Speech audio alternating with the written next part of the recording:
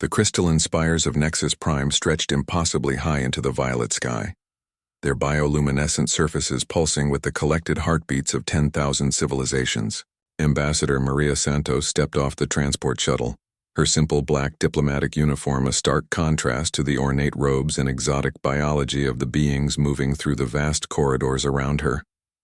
This was the seat of galactic power, the Galactic Council headquarters that governed over 50 million inhabited worlds, and humanity was about to face judgment.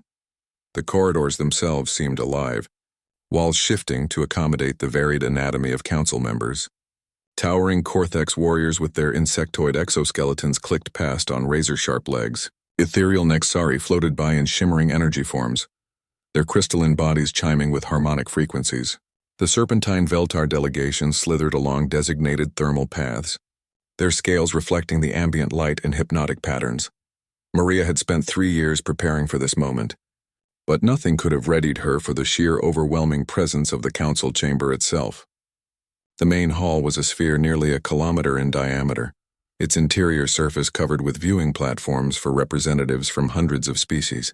Each platform was environmentally controlled for its occupants, creating a patchwork of different atmospheres, gravities, and lighting conditions that somehow coexisted in perfect harmony. At the center of this cosmic amphitheater sat the Judgment Circle, a raised platform where petitioning species presented their cases for council membership.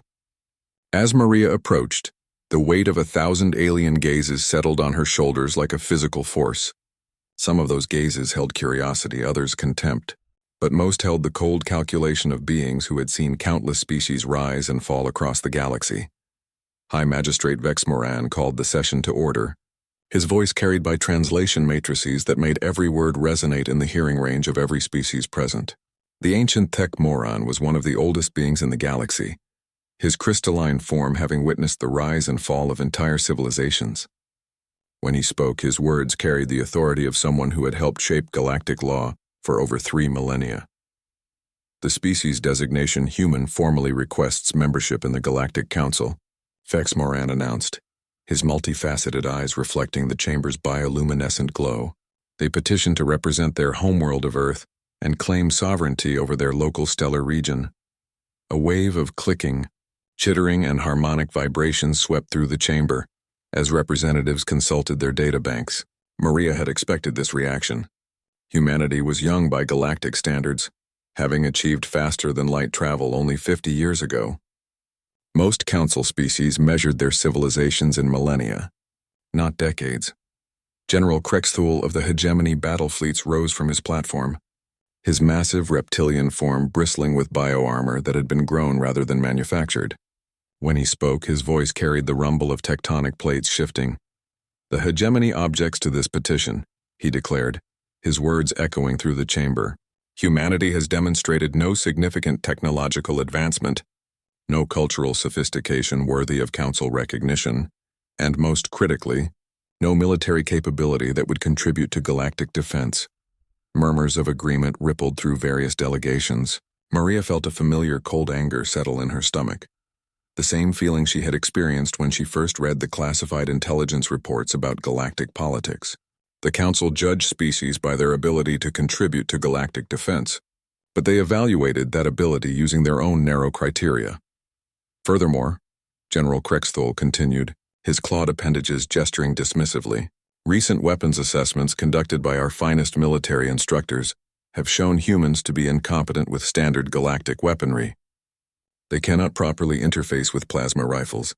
Their accuracy with energy weapons is substandard, and their tactical thinking appears limited to primitive projectile-based strategies. Maria allowed herself a small smile as she accessed her diplomatic files through her neural interface. The weapons assessment reports that Krexthul was referencing had been classified at the highest levels of human intelligence, and for good reason. Every failure, every missed shot, every apparent incompetence had been carefully orchestrated by Earth's military command. Supreme Chancellor Thaxara of the Veltar Empire slithered forward on her platform, her serpentine form coiling with obvious disdain.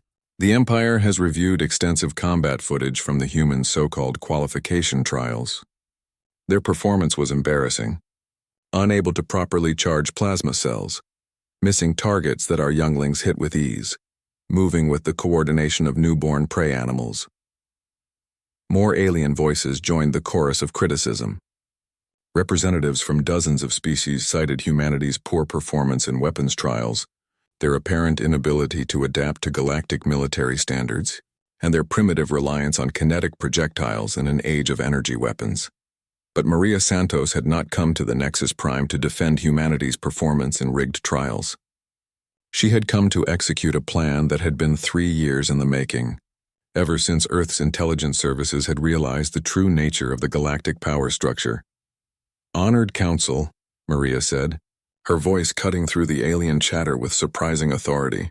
"I request the opportunity to address these concerns directly." The chamber fell silent. It was unusual for a petitioning species to speak before the formal assessment was complete, but council protocols allowed for direct response to specific accusations. Maria activated her portable holographic projector, and images filled the air above the judgment circle. The assembled representatives leaned forward as they saw footage that none of them had seen before. Real combat footage from humanity's first contact war with the hegemony scout fleets, unedited and uncensored. The images showed human soldiers moving with lethal precision through alien corridors, their weapons firing projectiles that punched through armor designed to stop energy weapons. Ship-to-ship combat where human vessels used tactics that no galactic military doctrine had accounted for, turning their enemies' technological advantages against them. "These are the real combat records from our first contact with galactic civilization," Maria announced, as stunned silence filled the chamber. "The performance you've seen in your weapons trials was deliberate misdirection while our scientists reverse-engineered your technology and our strategists studied your military doctrines." General Krexthel's massive form bristled with sudden tension. "Those conflicts were limited engagements. Your species won through desperation and luck, not skill." Maria's smile was sharp as a blade. "Then perhaps you would be interested in a demonstration of what human military capability actually looks like when we're not pretending to be incompetent." She gestured toward the chamber's main entrance, where a figure had been waiting patiently for this exact moment. The doors dilated to admit someone who made every warrior in the chamber instinctively reach for weapons they couldn't use in the sacred halls of the council. Captain Alex Ghost. Rivera entered with the fluid confidence of someone who had earned their call sign in the bloodiest battles of the contact war. Rivera's combat suit appeared deceptively simple, but Maria knew it contained technology that would make the galaxy's most advanced military equipment look primitive by comparison.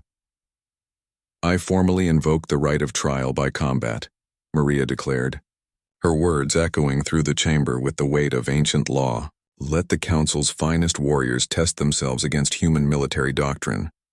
Let them discover what we're truly capable of when we stop hiding our capabilities." The chamber erupted in chaos as representatives from dozens of species argued over the implications of the challenge.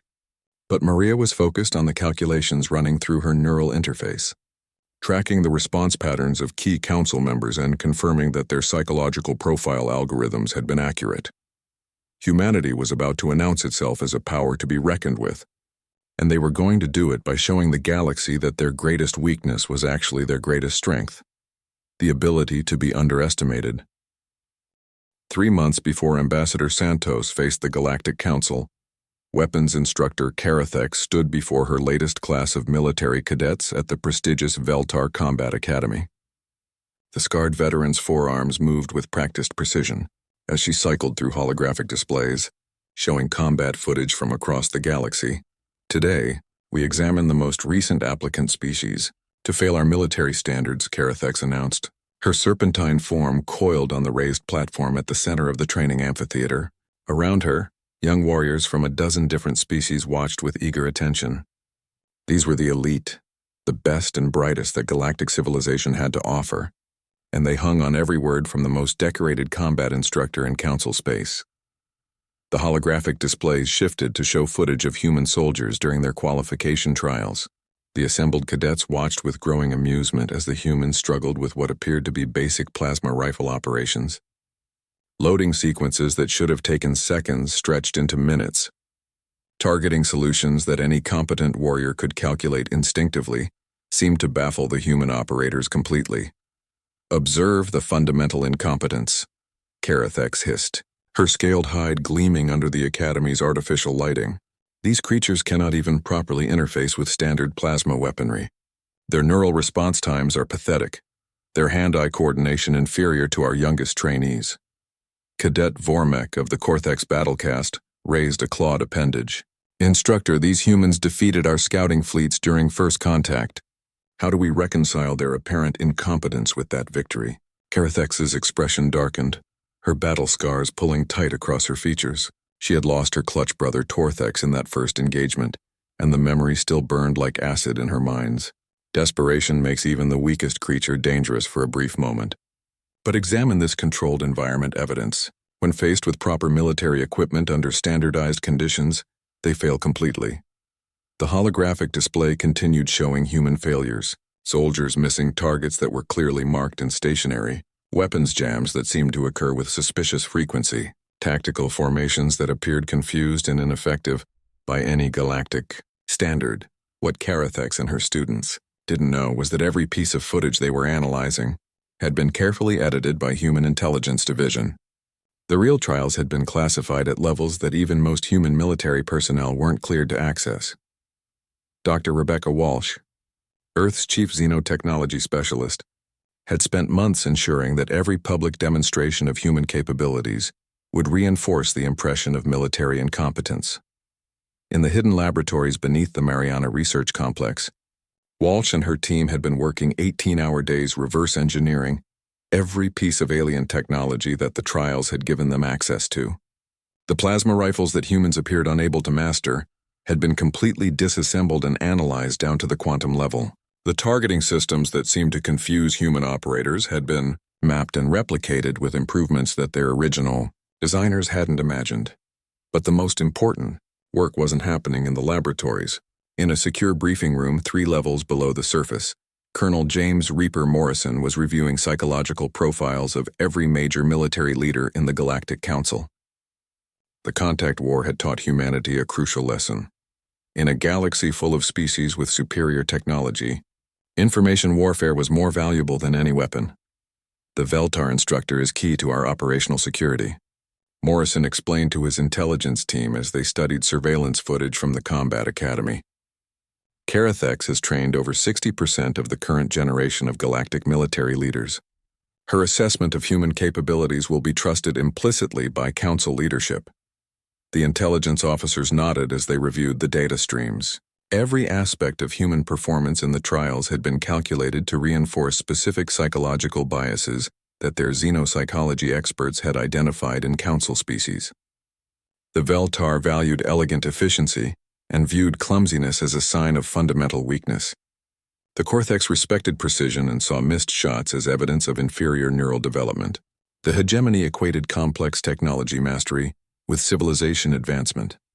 Back at the Combat Academy, Carathex was concluding her lesson with a demonstration that would have horrified her if she had known the truth. She activated a standard Council plasma rifle and moved through a series of combat sequences that showcased the fluid integration between Veltar biology and galactic weapons technology. This is how a proper warrior interfaces with military equipment, she declared as the rifle responded to her neural commands with microsecond precision. Energy bolts struck their targets with mathematical accuracy as her forearms manipulated the weapon in ways that no two-armed species could match. The cadets watched in appreciation as their instructor demonstrated why the Veltar Empire had become the military backbone of the Council, but they were also unconsciously absorbing the lesson that would prove crucial to human plans. Galactic military doctrine was built around the assumption that weapons technology was static and that tactical advantage came from superior biology interfacing with standard equipment. The humans will never pose a threat to galactic stability, Carathex concluded as she powered down the demonstration weapon. They lack the neural architecture for proper weapons interface, the reaction speed for energy combat, and the tactical sophistication for modern warfare. Their application for Council membership will be rejected, as it should be. But on Earth, in the classified sections of the Mariana Complex, Dr. Walsh was putting the finishing touches on technology that would shatter every assumption that Carathex had just taught. The reverse-engineered plasma rifle designs had been completely reimagined according to human engineering principles. Instead of requiring biological interface with alien neural architectures, the new weapons used quantum AI targeting systems that could predict target movement across multiple probability vectors. The humans hadn't failed to master galactic weapons technology. They had deliberately appeared incompetent while building something that would make galactic weapons obsolete. Colonel Morrison reviewed the final intelligence assessments as the deadline for the council hearing approached. Every psychological profile had been confirmed through months of careful observation. Every tactical weakness in galactic military doctrine had been identified and catalogued. Every assumption about human capabilities had been carefully cultivated and reinforced. Phase 1 is complete, Morrison announced to his team. Council leadership believes humans are militarily incompetent. Phase 2 begins when Ambassador Santos reaches Nexus Prime. None of them suspected that the soldiers who had appeared so clumsy with plasma rifles were the same operatives who had developed tactics for turning galactic technology against itself. The missed shots had been calculated to reveal optimal targeting algorithms. The weapon jams had been engineered to map internal system vulnerabilities. The confused tactical formations had been designed to study Council response patterns.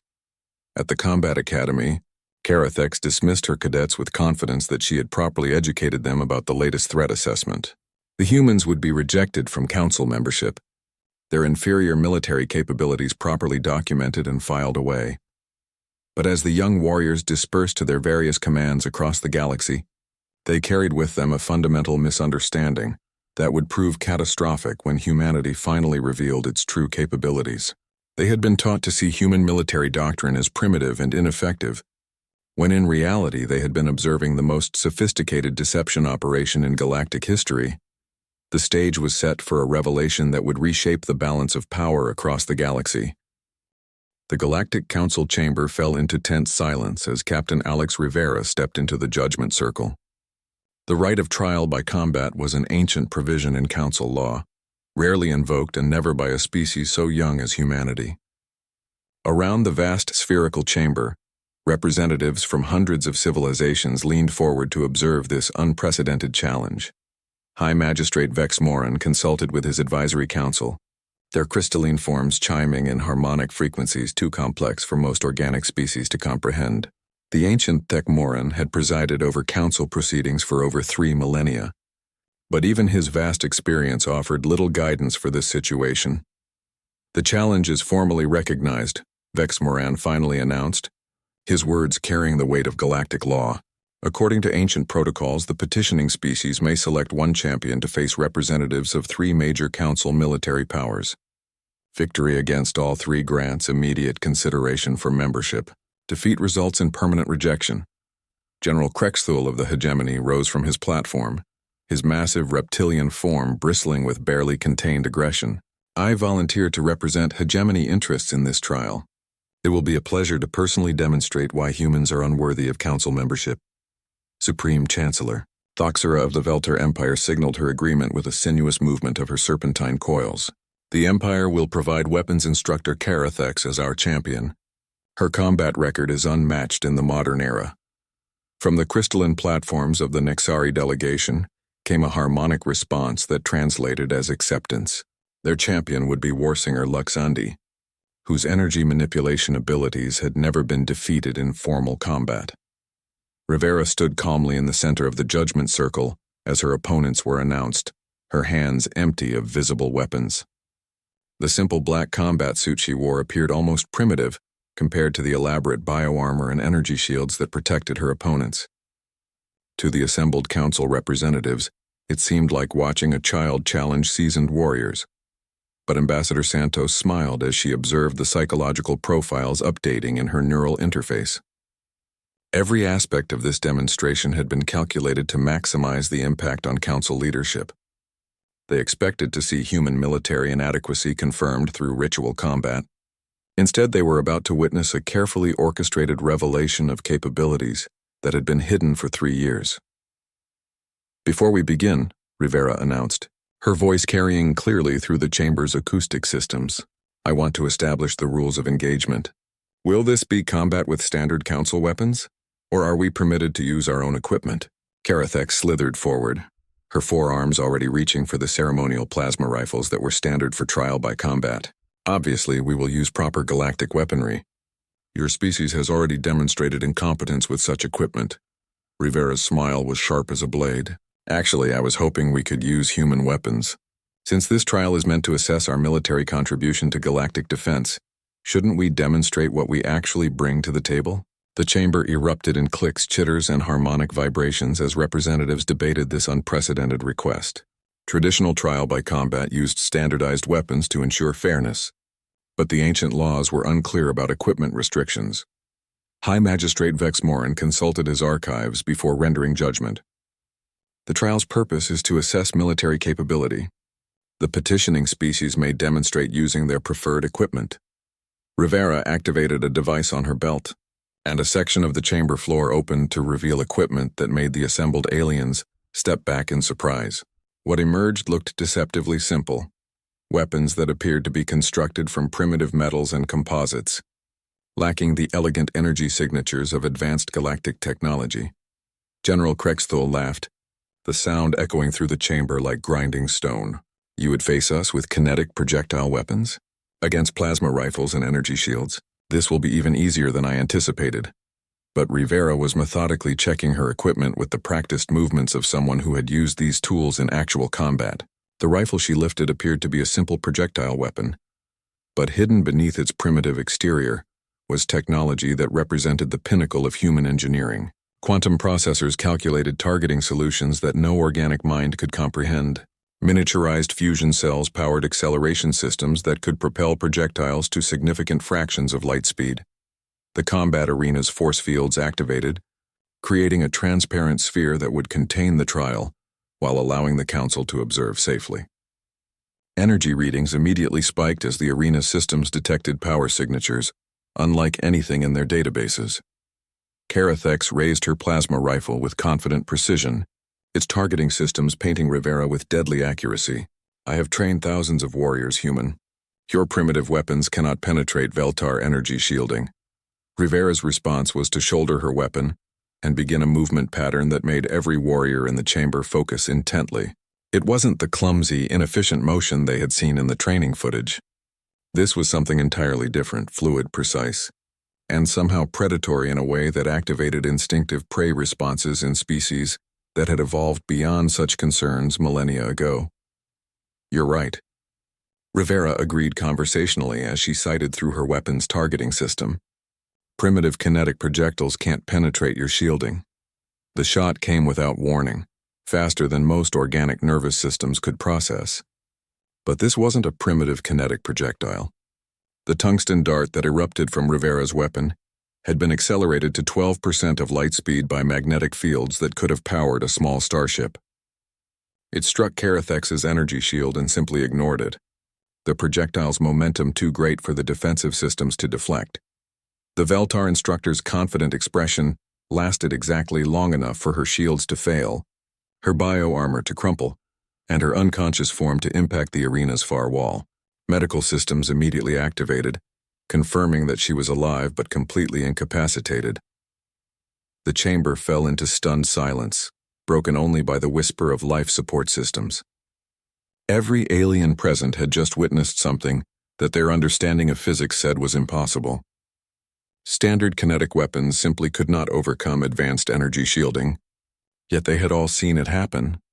General Krexthul's massive form bristled with sudden uncertainty as he realized that his assessment of human capabilities might have been catastrophically wrong. Warsinger Luxandi's harmonic frequencies shifted to patterns that translated as deep concern rather than confident aggression.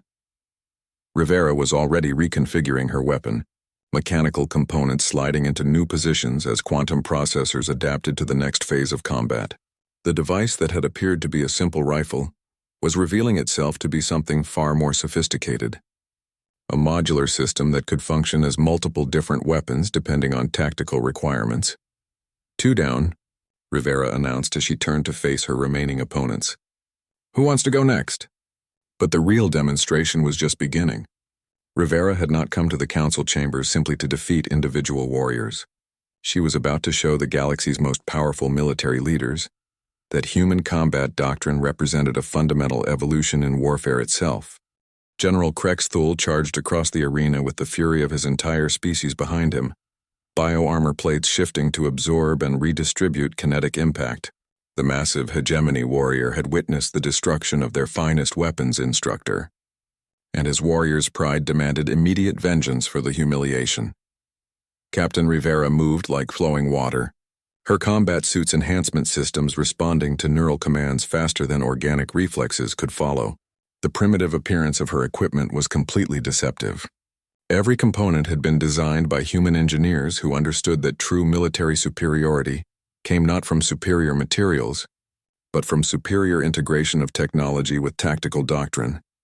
Krexthul's plasma cannon discharged with enough energy to vaporize starship hull plating, but Rivera was no longer where the targeting computer predicted she would be.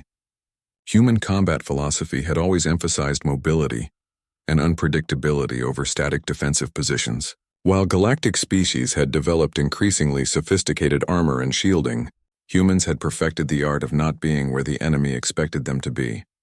The tungsten dart that punched through Krexthul's bioarmor came from an angle that should have been impossible.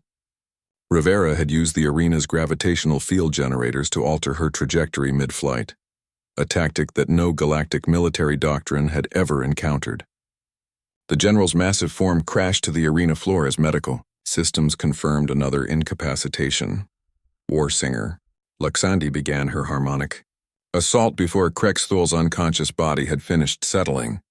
The Nixari's energy manipulation abilities were legendary throughout Council space.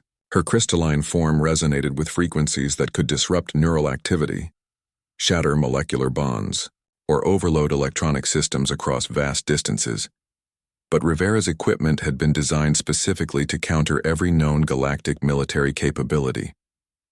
The harmonic dampeners in her combat suit absorbed and redirected the Nixari's energy attacks, converting them into power for her own systems. What should have been a devastating assault instead became fuel for Rivera's next demonstration. The weapon she drew for this engagement looked like nothing more than an ornate metal rod, completely lacking the sophisticated appearance of galactic energy weapons. But as Rivera activated it, the arena's sensors detected power signatures that made the facility's safety systems issue urgent warnings. The rod extended into a sword that hummed with barely contained force. This wasn't primitive metal craftsmanship.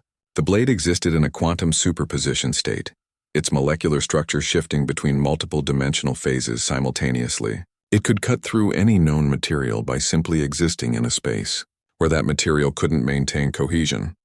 Luxandi's crystalline form began shifting through various energy spectrums as she realized that her harmonic attacks were being neutralized.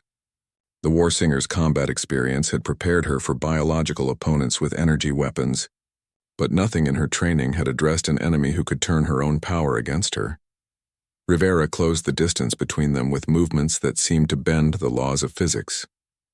Her combat suit's gravitational manipulation systems allowed her to alter her apparent mass and momentum in ways that made traditional targeting solutions impossible. She struck like a force of nature rather than a biological entity, her quantum blade passing through Luxandi's energy defenses as if they didn't exist. The Nixari Warsinger's harmonic scream of defeat echoed through the chamber as her crystalline form shattered into component frequencies. Emergency medical systems immediately began containment procedures to prevent permanent dissolution of her consciousness. 3 of the galaxy's finest warriors had been defeated in less than 5 minutes, each overcome by weapons and tactics that appeared primitive but demonstrated technological sophistication beyond anything in Council databases. The chamber remained silent as Rivera stood alone in the center of the arena, her simple black combat suit unmarked by the encounter. Around the vast spherical space, representatives from hundreds of civilizations struggled to process what they had witnessed. High Magistrate Vex Moran's crystalline form pulsed with patterns that indicated deep contemplation. The trial requirements have been satisfied, he announced, his voice carrying undertones of uncertainty that had never been present before. However, this demonstration raises questions that extend beyond simple military assessment. Ambassador Santos stepped forward as the arena's force fields deactivated. Honored Magistrate, this is exactly why humanity should be granted council membership. We bring capabilities that complement existing galactic strengths. Complement? Snarled a voice from the Veltar delegation. You've just demonstrated that our finest warriors are helpless against human military technology. This is not complimentary. This is threatening. Threatening to whom? Santos replied with diplomatic precision. To those who would use military force against council interests, or to those who have grown comfortable with the existing balance of power. The chamber erupted in debate as representatives realized the implications of what they had witnessed. For millennia, the galactic military hierarchy had been stable and predictable. The Veltar provided tactical excellence. The hegemony brought overwhelming force. The Nexari offered energy manipulation capabilities. And dozens of other species contributed their unique advantages to council defense.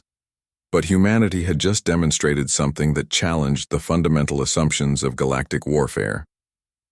Their weapons looked primitive, but incorporated principles that no other species had discovered. Their tactics appeared simple but proved devastatingly effective against established military doctrine. Dr. Rebecca Walsh watched the proceedings from Earth through quantum-encrypted communication links, monitoring the psychological profiles of key council members as they updated in real time.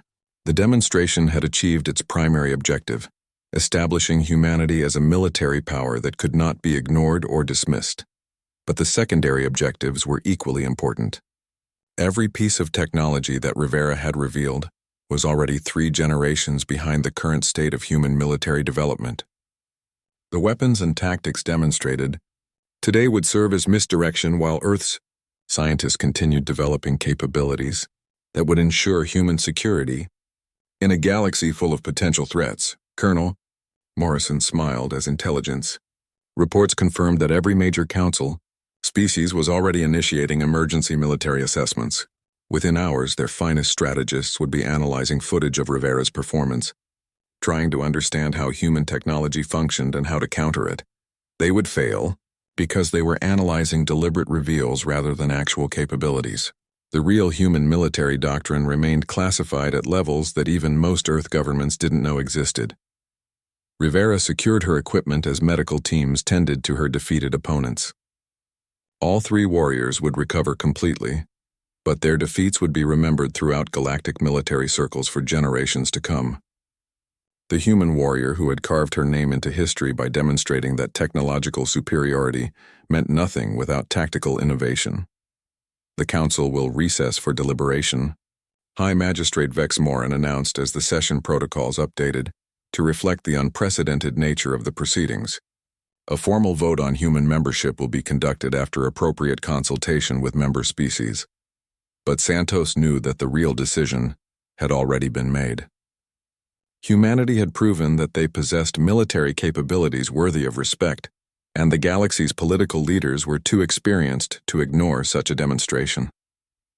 The question was no longer whether humans would be granted council membership, but what position they would hold in the new balance of power that their revelation had created. As the chamber began to empty, representatives hurried to communicate with their respective governments about the implications of human military capability. The galaxy was about to enter a new era, one where the assumptions of millennia had been shattered by a species that turned apparent weakness into devastating strength. The emergency session of the Galactic Council convened 6 hours after Captain Rivera's demonstration, but the chamber's atmosphere had fundamentally changed. Where before there had been casual dismissal of human capabilities, now there was careful calculation and barely concealed concern. Representatives who had mocked humanity's petition now whispered urgently with their military advisors. High Magistrate, Vex Morin called the session to order with ceremonial gravity that seemed heavier than usual. The Council recognizes the unprecedented nature of today's demonstration. Before proceeding to vote on human membership, we will hear statements from affected parties.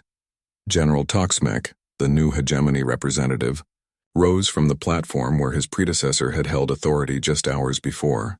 The hegemony demands full disclosure of human military capabilities before any membership consideration. We cannot allow a species with unknown weapons technology to join council governance without complete transparency. Ambassador Santos had expected this demand and was prepared for it. The hegemony's concern is understandable, but council law does not require complete military disclosure from member species. The Veltar Empire has never revealed their bioarmor manufacturing processes. The Nexari have never shared their energy manipulation techniques. Why should humans be held to a different standard? Because, hissed Supreme Chancellor Thoxera from her coiled position, no species has ever demonstrated such a fundamental disconnect between apparent capabilities and actual military power. Your performance in qualification trials suggested primitive incompetence.